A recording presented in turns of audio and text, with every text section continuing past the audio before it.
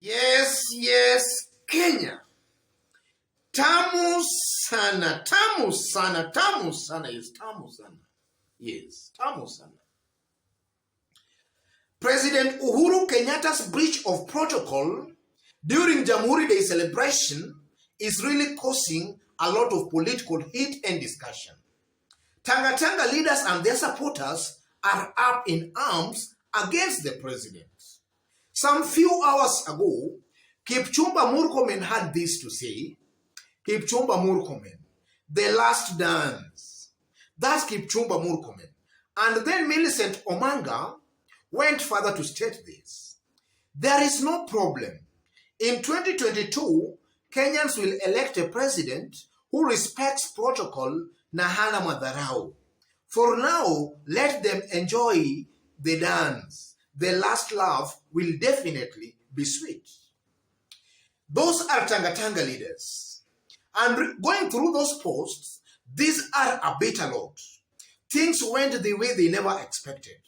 They expected that on that day, Raila Amolo Odinga could just be overlooked. But the president beat Tanga in their own games by inviting Raila Amolo Odinga to address Kenyans. And when invited, Raila Amolo Odinga did hit the nail on the head and talked about corruption. He talked about Western Hotel and he talked about land grabbers. I think that might have found Tanga a little bit. They were not prepared for that. So, ladies and gentlemen, I want us just to understand what is going on in the minds of Tanga as a result of that incident that occurred during Jamhuri Day celebration. Because going through these tweets, to me it appears that Tanga are actually issuing a threat. And actually, they are daring the system that come next year, they are just informing the system that they will be in power. So in my considered opinion, I tend to believe that Tanga here are being political, they are being politically naive, just as I've been stating. Because now, in the 48 laws of power, we are told that always try to conceal your intention. Tanga leaders here, they are just trying to reveal what they intend to do. In this case, even looking at Kipchumba Murkomen, the last dance, looking at Millicent Omanga, that has the potential of maybe scaring their competitors. That has the potential of scaring the system. So the system, we are in Africa. We are not in Europe or in America. We are in Africa. And if you dare out scare the system, then the consequences can sometimes be dire. So in this case, ladies and gentlemen, I tend to believe that Tanga are still political greenhorns. They are yet to learn the hard brand of Kenyan politics. On this, I tend to believe they are making a blunder here. They are daring the wrong people. And then secondly, looking at this post by these Tanga leaders, and online, a majority of them, they have actually been trying to peddle such kind of information that now it's just remaining nine months and then we come to power, such kind of things. So that also just exposes, ladies and gentlemen, that maybe these people, the Tanga group, Ruto and his team, they might be living in a different world that is not this one of ours. Because looking at the political reality in Kenya today, as things stand today, without taking sides, William Ruto winning presidency next year is almost an impossible task. It's almost a zero probability or possibility. Because as things stand today, William Ruto, I'm not seeing him winning the presidency. And I'm saying that because largely, and I keep on repeating this thing almost on a daily basis. Our politics in Kenya is ethnic based. Kenyans vote along ethnic lines. Going towards 2022 election, previous presidential elections have shown that somebody contesting for the presidency for the very, very first time, that person largely tends to get votes only from his ethnic community. unless that candidate is supported by the government. William Ruto is not being supported by the government. William Ruto will enter into 2022 elections as an individual, as William Ruto.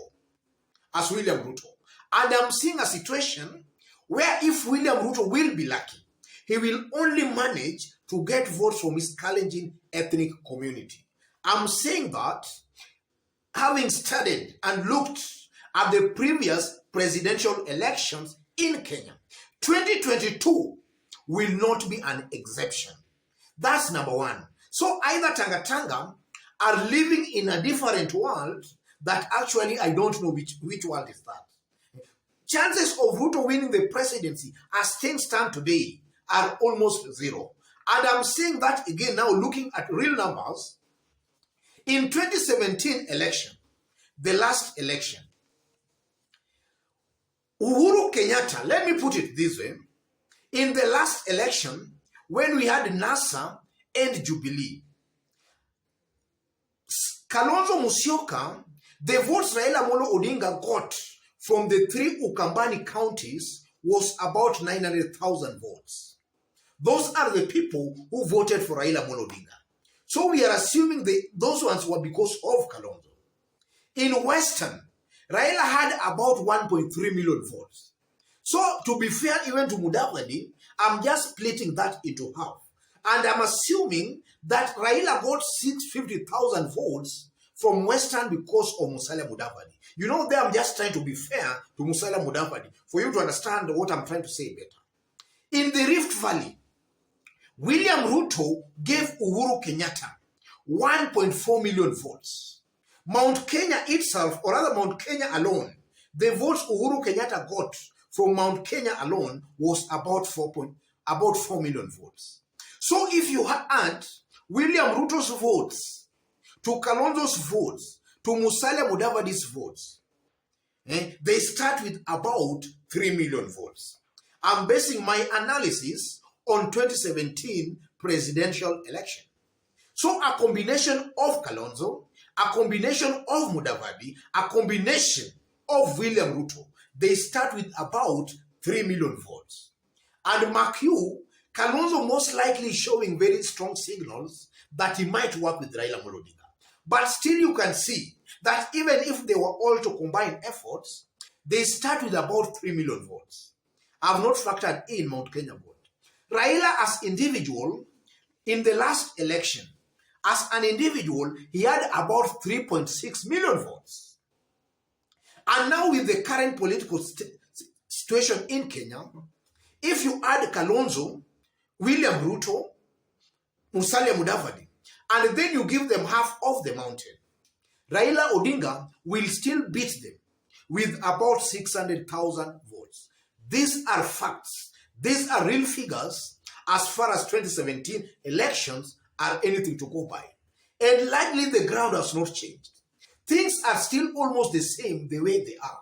In fact, the only place that has changed is the mountain.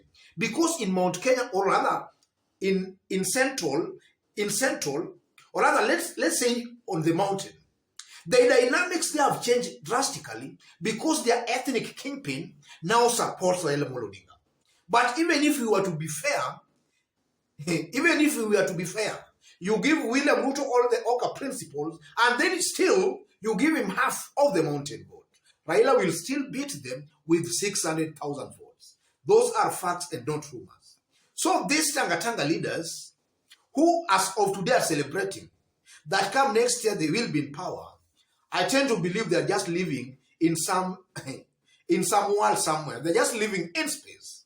Otherwise, ladies and gentlemen, for today, let me just leave it there. But if in case you just bumped here for the very, very first time, just as I did indicate, kindly subscribe, give this video a like. Give it a like, please. And if you are watching us for the very first time, and you are watching us outside Kenya, drop a comment, let us know from which part of the globe you are watching us from. Drop a comment, please. And if possible, also give this video a like, and also subscribe.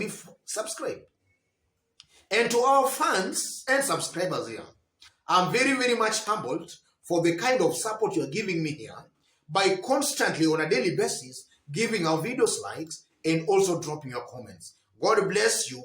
God bless Kenya. Tamu sana, yes, tamu sana.